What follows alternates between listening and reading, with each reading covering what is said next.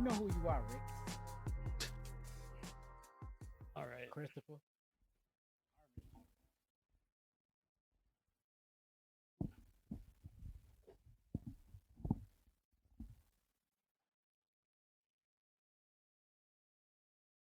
All right, let's dive into the news and some headlines for Week 11 in the NFL. If my chair would freaking stay up.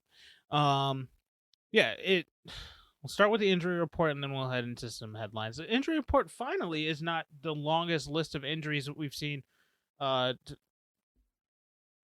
year long. I mean, it's a relatively condensed list here. It starts with Cleveland and quarterback Baker Mayfield. Again, hurt feelings, I think, but he is listed on the injury report. Atlanta running back and wide receiver Cordero Patterson. He did tweak his ankle. I think they listed it as a high ankle sprain. I don't know if you know. I don't know.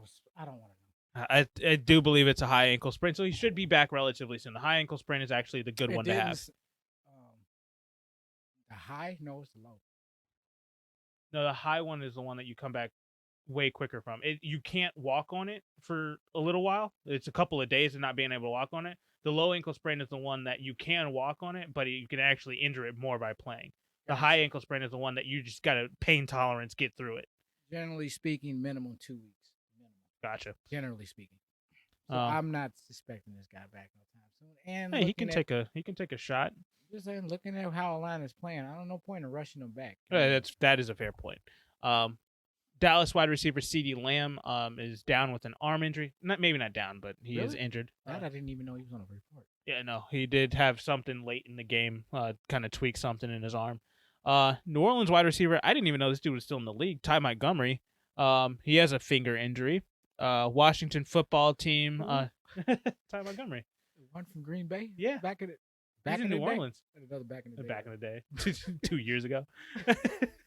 Was it 2 years ago? I think so.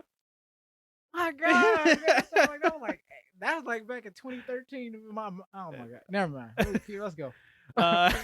Tight end Ricky Seals-Jones has a hip injury, and the big one from Washington, defensive lineman Chase Young, ACL tear, out for the season. Did you not add the Mr. Fitzpatrick not coming back?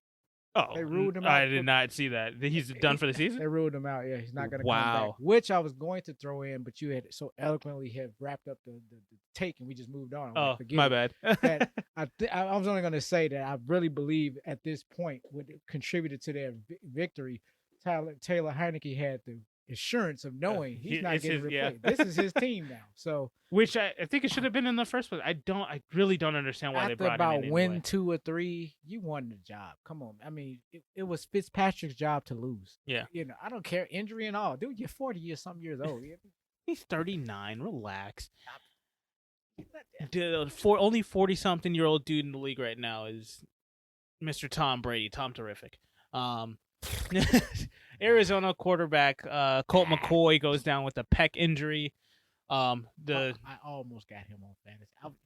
I was swinging, and I'm glad yeah, that would have been a clunker. Just as disastrous as the worst choice known possible of Matt Ryan. But moving on, I just want Green Bay running back Aaron Jones, significant knee injury. I'm not sure. I think we're leaning towards MCL sprain. They said a sprain. They said 2 weeks. Even if he comes back in 2 weeks, I don't see him being anything 2 weeks to same BS. I'm almost certain. I'm almost. I believe this was the same injury that CEH had. Didn't he not have a MCL sprain? I wasn't. I'm almost certain. I don't remember what his is, but regardless, I'm not expecting Aaron Jones back until the playoffs. They said 2 weeks, but yeah, I am very bullish on that timetable. Where their record is, they're rolling. Maybe 2 to 6 weeks. And AJ Dillon has kind of stepped up in the game. And if he really starts to ball out in the next couple of weeks, they're not going to rush this guy back. They don't have any reason to. No. It's not, especially with their schedule. They've got a lightweight schedule over there. Whatever. And then Philadelphia tight end Dallas Goedert did go down on Sunday with a concussion. There's a couple more notable ones that were left out of the report. I I can't remember them, and I don't want to misspeak on anybody's injuries. So I'll just say that there are a couple of more out there, but still, this is a relatively condensed list of injuries in relation to weeks past, where this is literally a full page of injuries that you have to list off. Good there. No. Okay. I wanted to make sure, but I did over. But yes, Elijah Mitchell is out indefinitely. That I did. I out indefinitely now. It's just indefinite. They don't know how long his timetable is. Gotcha. It's a finger injury. I Early feel like reports, you can play through that. I think it's early reports. They just don't have a timetable just yet. It's indefinitely in this moment. It's not a ruling of he's just out indefinitely. I said that wrong. They have not. There's no determination made on his timetable yet. It hasn't come out. Gotcha. Yet. But he is injured, and it look like he will miss some time. Okay. Well, they really discussed. I mean, he played that entire last drive without anybody noticing. So you do see the shock value. Every time somebody like really, you asked Cordero Patterson. I didn't find out until like late Sunday. Yeah. Oh, he's out. Like he's on my freaking team. I didn't even know that. I'm like, I didn't want to know. It's just in this NFL, we have a problem. I mean, I understand the nature of the game, but there's a difference between being, the game used to just hurt players. This game is literally and seriously injuring players left and right. Here's one thing I will say. The NFL, I think, needs to take a hard look at one thing in particular. Because with all of these soft tissue injuries, anything upper body, I understand it's for the most part, it's tough to try to make rules that keep people from having these types of injuries. It's the nature of the game. You got guys literally having a car crash on every single freaking play. Right. I will get back to Eli Mitchell when you're done. Okay. I do believe, especially with Washington, I think the NFL might need to implement and outlaw natural grass fields. Possibly. Because if you can't, because from what I know in my lawn care background here, I will say I am the expert on this. Because you can't regulate it from an overarching standpoint from the NFL. Like nationally, you can't do it because different types of grasses do well in different types in different areas of the country. So you can't have just one type of grass field, because Chicago famously doesn't typically have too many injuries on it based off of knee injuries and ACL tears and sprained MCLs and all that stuff. I know David Montgomery went down this season, but I believe that was on the road. I believe so. Regardless, though, most outside of Chicago's, every other natural grass field is pretty famous for having these types of injuries again and again. But that's just because at some places it just it's not conducive to have the type of field that isn't going to grab and sink and slip with the cleats and tear stuff in your lower half of your body. Right. So that's one thing. Maybe they need to regulate and go 100% turf fields, because yes, there's less injury, there's less maintenance. It does lose a couple of jobs in the NFL for sure.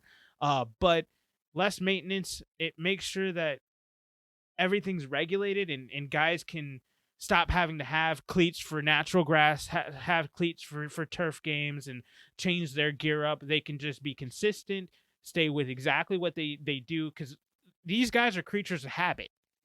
And so if they're continuously playing on turf field and then all of a sudden they got to change the way that they run because they're playing on a natural grass field and then they tweak something, that becomes more and more of a problem. Let's just go to all turf fields, make sure that everybody can play and do everything that they can week in and week out without having the fear of, oh, I might lose my knee this week. I just think it's the best, safest alternative to the problem that we have in the NFL right now, which is injury after injury after injury each week. Yeah. Agreed.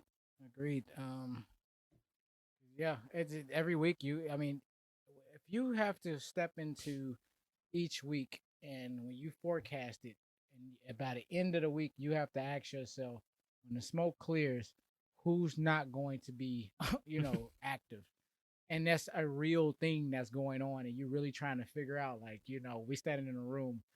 Some of y'all are not going to make it, type Yeah. of speech where, and they all standing there and, it's like they looking at each other. But, I'm like, it's like dead men just looking at each other, like you don't know who it is, but it ain't going to be, all of us are not going to make it. Yeah. It's kind of, that is a very grim view of, if you want to try to over sensationalize.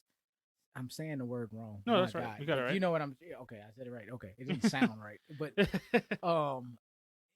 this over romanticized aspect of this hero ball of football and all that pomp and Yeah. circumstance.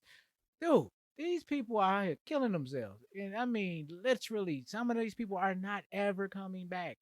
The great King Henry went down just in the course of just playing, and somebody hit him probably some routine hit, and he didn't get back up. And that dude got hit 1,000 times and got back up. But it's I'm not one of these advocates saying football needs to be banned, and this. I'm just saying that there's a problem. And I commend you for even having a suggestion, because I'm like, I'm stumped. Like, I mean, it's not going to solve ACL tears, obviously, but it's going to, because Washington, it's famous for within that 30-yard line, I think facing one of the end zones, 30 yards and in, is where a lot of these non-contact and contact injuries have happened. Alex Smith's crazy leg injury happened on that side of the field. Right after that, Chase Young. Before that, I mean, Joe Theismann. This is the same field. Like, guys, Adrian Peterson got injured. His ACL tear was in Washington. Wow. Like, did Donovan McNabb injure himself there? What's that? Did Donovan McNabb ever injure himself? Probably. RG3's within that 30. It's famous for that. And it's like, okay, at a certain point, we understand it's the damn field. Let's change it. But I know it's expensive. I know it's all this. You're rebranding anyway, Washington. Get rid of the field with it. Yeah, you're going to have to change it regardless. Yeah. So it's, by hook or by crook, but you're going to have to change it. So that's just one thing.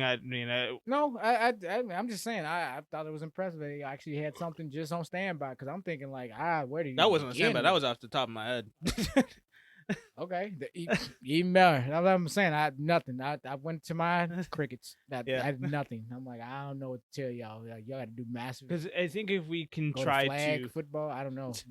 If we can try to limit the amount of lower half of the body injuries that are caused strictly off of the fields themselves, that eliminates quite a few injuries that we have from week to week already. If they are more, and if they start to get back, or I would say finally get to a place. By the way, guys run faster on turf fields. It's fun to watch guys just zooming down the field. I was gonna say if the referees, this is the only thing I'm gonna say about the referees that's positive. Well, we're about to get into it. That's positive.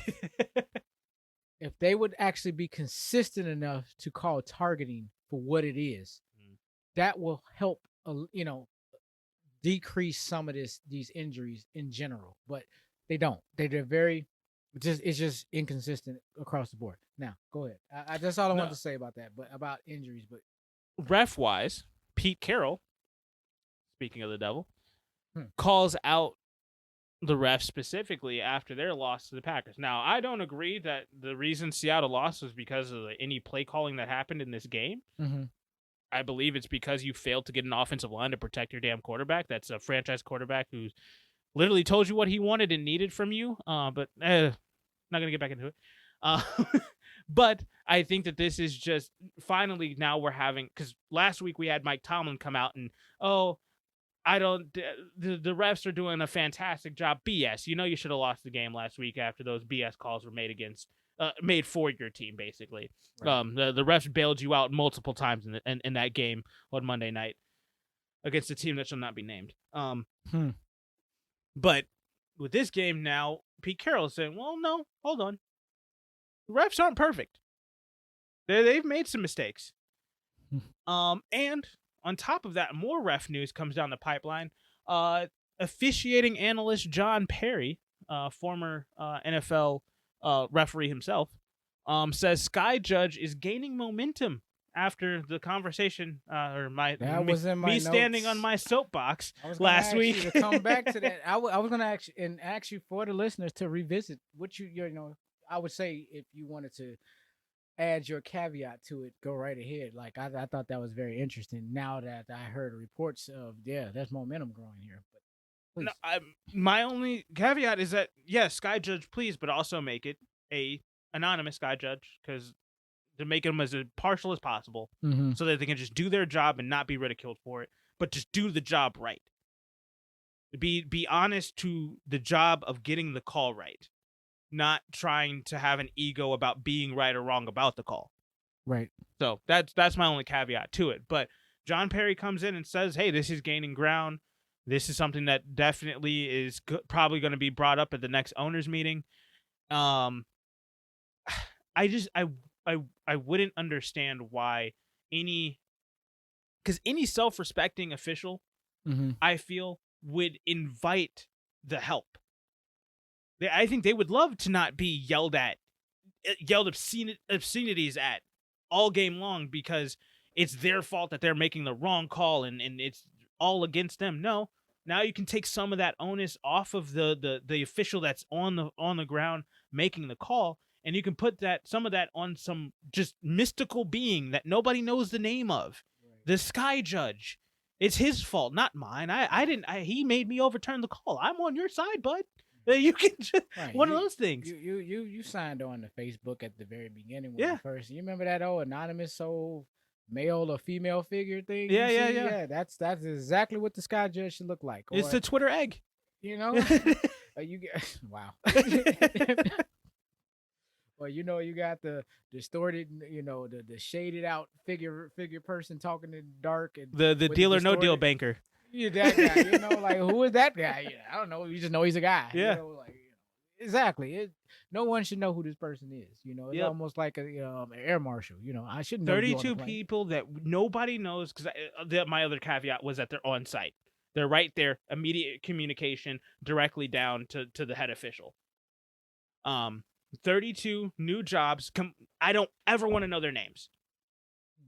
Like, I don't want to know their names. I don't want to know what they look like. I don't want a camera on these people when the game is going on. They need to have a booth with a one-way glass, so they can watch the game and nobody can see into their own little box.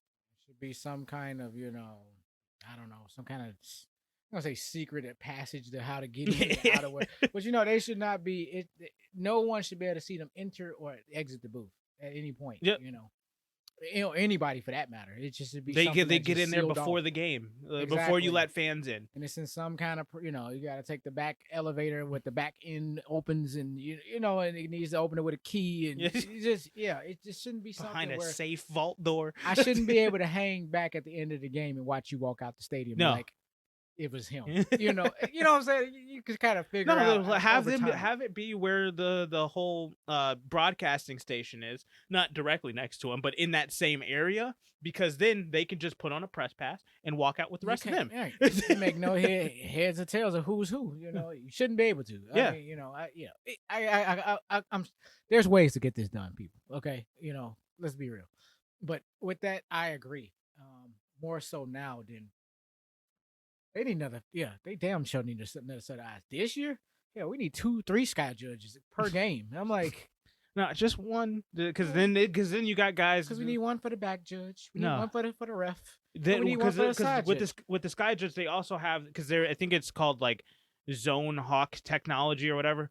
They get all the angles. They have a monitor. They have a Xbox controller. They can rewind, fast forward, all of everything at once. All is in sync. They can watch every single monitor. They can watch every single angle, and they can watch the broadcast angle as well, because they have apparently more cameras than the NFL does, which I think is absolute BS. NFL, that's not true. We know you have more camera angles that you're just not using, but neither here nor there. But they're able to use all of the technology available to them throughout the entire stadium, Even add a couple more. Add a straight down the line sideline shot. Add straight down the. Well, they have the new pylon cam, so they got that solved. Get a overhead end zone shot, like weird angles that you never think you're ever gonna need. Just put 10 more cameras in the stadium, and that I think would help them make better decisions. Again, let them have the little, because we saw it with the XFL. They literally had a dude in the booth with a Xbox controller, rewind, fast forward, frame by frame, click, click, click, click, click, click. You could just see every single frame. And hey, all right, got the call. Here's what it is. Make the call. Right. And it's that easy. And it doesn't need to be on every single play to slow the game down. It just needs to be on those crucial plays where, hey, John, you got that call wrong. He was in bounds. Reverse your call, pick up the flag. Let's move on. Right. And that's it. That's all it is. It does not need to be this whole. It doesn't need to be bigger than what everybody is trying to make it out to be. It is straightforward. It's super simple. Let's get the call right. Let's get the call right fast. Let's move on. Let's continue to play football. And let's focus on football. I'm tired of talking about the NFL refs every single week. But I have to because they freaking suck. Absolutely. You preaching to the choir here. I was leaving the negative stuff for you because I've exhausted enough energy last week on that. I'm still not over the Bears Pittsburgh game. So. Neither am I. Let's get to some positive stuff. Yes. One thing, maybe not positive, just news. Green Bay is having an ownership sale. They're selling shares of it's the first time since 2011, so it's the first time in 10 years. I heard about this. Yeah. So if you're a Green Bay stan and you're ready to take some stock into a team that's about to lose their franchise quarterback, go ahead. $300. You can own your own share that does nothing for you for this team. Moving on. OBJ's first look in LA. It was okay. I guess I wouldn't expect. I don't. It wasn't expected much. Yeah. When you just showed up yesterday, you come in on, what did he show up Saturday night, late Saturday night on a red eye? I'm sure he got in there overnight Friday. I'm just thinking, like, this dude, he had like a 2-3 hour turnover or something, like, and just showed up right at the stadium and just put his, here's your game pass, here's your jersey. One thing I was gonna ask: do you think he's gonna buy 13 from Wolford, backup quarterback? You think he takes the number, or do you think he sticks with 3? I think for the rest of the year, I think he's going to stick with 3, and I think he's going to play the odds, and Wolford's just going to mysteriously disappear. Okay, that's ominous. Wolford will walk away from the Rams is more likely what's going to happen. Jesus. Mysteriously disappear. Okay. I don't know. Unnecessary. Thought we were going positive here. I was being positive. Man, stuff is, about to be murdered. There's some mysterious things going on in LA. You'll never know what happens in this big town of LA. Or sorry, this big town of Inglewood. He just find himself over in Houston for some strange reason. I don't know. Oh God. Let's hope not. I mean, he was actually pretty good when he came in. Looked better than Jared Goff. Okay, I guess. All right. But with that being said, I think his debut was really spoiled by the loss more so than his performance. Sure. I think what he did and what he even brought to the team, just his presence alone, which has got me baffled. I thought would have opened the game up for it did. LA. They kept dropping passes. That's a whole nother thing. We're not going to go back into that game. I guess if you ain't got Cup on the back, I guess Cooper Kupp dropped 2 passes. 2 whole ones, huh? Yeah, they were egregious. He was wide open. The first one he dropped was bad. I mean, I'm not gonna downplay San Francisco's defense. Even the great Cup can drop a pass or 2, so I get it. It's just an off night. When he catches 11, I think I'm not really focused. Remember them 2 you dropped though? I mean, well, one was on a 3rd down. They could have converted, and he just was like, I just took my eyes off. Probably the field goal I needed, but moving on. Honestly, probably it was around midfield. Say no more. Yeah, I get it. All right. Well, one last thing to talk about is actually something that I mentioned a few weeks ago, quite a few weeks ago, actually, probably about 5 or 6. The against the spread odds in the percentages have been insane, and I still to this day they're still crazy. So I wanted to give a little bit of an update on the away teams this year, when it comes to being against the spread. Away teams record, just straight up record out of all games this season, 84, 65, and 1. They are 56.3% winners against the spread. Away teams are, first of all, but that's not even the big one. The big one is the away underdogs against the spread are 55, 35, and 1. That's 61% winning as away underdogs. Away underdog. You got damn near almost a 60% chance of winning? Yes. No, and over a 61% chance of winning. Oh, 60. Man, if you can find $20, $100, $200, you got a 60% chance of making some really good money. Just say this: take $32. 32, got it. Put $1 on each one of them to win. Each away underdog to win. You're gonna return back 18, 19 of those dollars.